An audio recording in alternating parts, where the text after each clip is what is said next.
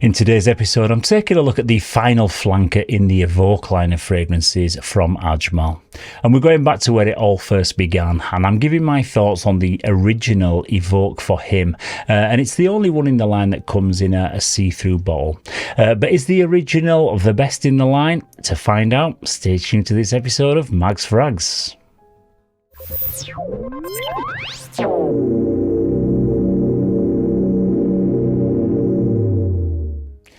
Yes, hello again and welcome to this latest episode of Mags Frags, where it's the fragrance that's the star of the show.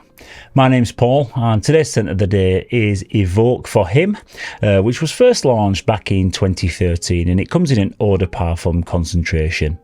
It's a 90ml bottle size and I picked this particular one up from eBay for £22.95, but it is available from various online retailers.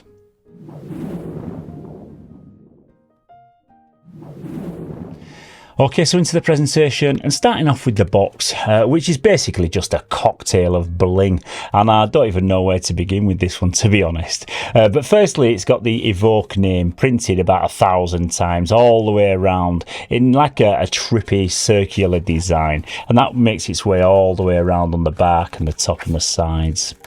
The box itself is a grey colour, but it's got like a micro glittery effect that gives a really nice shimmer when it catches certain light situations, but it feels slightly rough to the touch. On the front you get the little portal so you can see the bottle inside, as well as the main Evoke branding that runs up the side. At the top is an Ajmal logo, and around the back is where you'll find all the product info, but it does get lost a little bit in all the chaos that's going on. On the side is where you'll locate the batch code, which is 785-64958 on this particular one, and underneath is just where you'll get your barcode. The bottle, I'm pleased to say, does come in a much more subtle design with this clear transparent glass, so you can actually see the juice inside, which does have like a slight purple tint to it. There's the Evoke branding in the corner, as well as the Ajmal name, which is tucked away down at the bottom. You get the usual cutaways on the side, which do make it easier to hold when you're spraying it, and you also get these circular indents on the front and on the back, but they're just like a design feature. There's a plastic click-on cap that's finished in a metallic chrome colourway, and the atomizer does deliver a really nice even distribution of juice. And overall, I'd say this massively over-delivers, consider the price that you pay for it.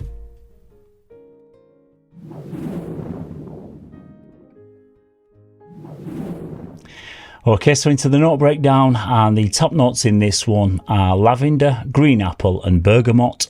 In the heart, we've got cardamom, orris, heliotrope and juniper.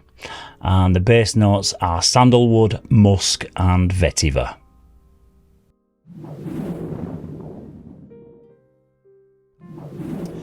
Okay, so I'm going to start off with the elephant in the room and address the comparison that this gets on Fragrantica to La Nuit de l'Homme by YSL. To my nose, it doesn't smell even 10% close to it, and if you are thinking of buying this because you're thinking you're going to get a La Nuit de l'Homme clone, then you are going to be hugely disappointed. Sure, this has got the note of cardamom in it, but that's where the comparison starts and finishes, in my opinion. This is a clean, soapy floral scent that blends outdoor wildflowers with sour citruses, and the opening 10 minutes is like a synthetic detergent, soapy kind of smell that is a little bit strange, if I'm honest. It's not a bad aroma if it was like a bathroom cleaner, but as a fragrance, the opening of this is going to take some getting used to. As it dries down, it does improve slightly and it develops into a more musky, powdery scent, retaining those fragrant florals from the opening, but the sour green apple and the bergamot notes do fade away, which I think were bringing the chemical kind of metallic edge to it in the opening and after that initial spray.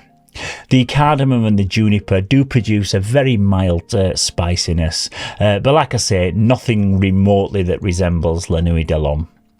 This is more like the aroma that you get from like a bar of hotel soap, and it's the lavender and the heliotrope which I pick up on the most. It's very fresh and clean with a fair bit of sweetness to it, and there's nothing that describes this better than just to say that it smells very soapy and clean. There is also a very mild touch of grassy vetiver that does come through from the base from time to time, and every now and again you may just catch the odd fleeting waft of it, which does bring a little bit of depth and earthiness to the background.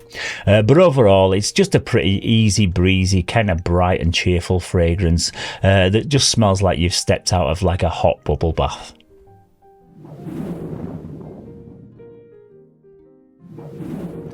Yeah, this is a spring and summer fragrance that I would say is better suited to the daytime for sure. It'd make for a really pleasant office scent, or one to throw on after you've had a really nice long shower and you're just settling down for the evening. But definitely one for like a more relaxed setting. It's not masculine in any way, and it's not what I'd call a sexy fragrance. This is just like a general shower gel type aroma that you come across every day in lots of different bathroom products, or even like laundry detergents. So it's for people who don't want to make it too obvious that they're wearing a fragrance, but just want to smell really nice and clean and fresh.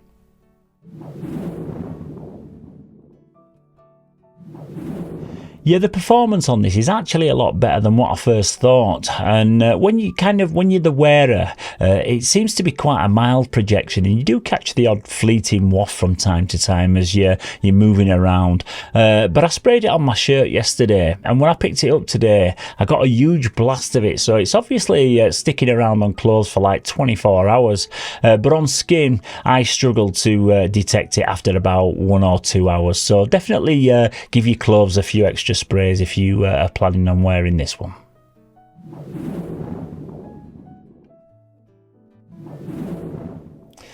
Yeah, so in summary, out of the 4 Evoke flankers that I've reviewed this week, this is probably my least favourite, but that doesn't mean that I dislike how it smells. It is quite a pleasant scent once that synthetic mess of the opening settles down, but for me it's the gold and also the midnight editions that I recommend the most from this line, and these two are really solid pickups. If you are looking for a cheaper alternative to La Nuit de l'Homme, then I would say definitely don't buy this one, and I would go for the Trussardi Riflesso instead. That definitely does smell very similar, and you can pick this up for a really good price online if you shop around. But overall, I'd give this Evoke for Him a steady 6 out of 10 because I can't see myself really wearing it that much, and it's just a little bit too generic for me personally. Okay, so that's it for reviewing Ajmal fragrances for the foreseeable future, but I'll be back with lots of new designer fragrance reviews very soon, as well as plenty more from the Essence Vault and the Perfume Parlour. And if you got any value from this video or any of the other ones that I've done in this series and found them useful in any way, then please don't forget to give them a thumbs up and also subscribe to the channel. It's also great to hear your opinions, your thoughts and your critiques on all of the fragrances that feature in these reviews, so don't forget to keep your comments coming down in the comments section. So once again, thank you very much for tuning in all this week to this little Ajmal series. Keep safe, keep smelling fresh, and I'll see you very soon for another one. Bye bye for now.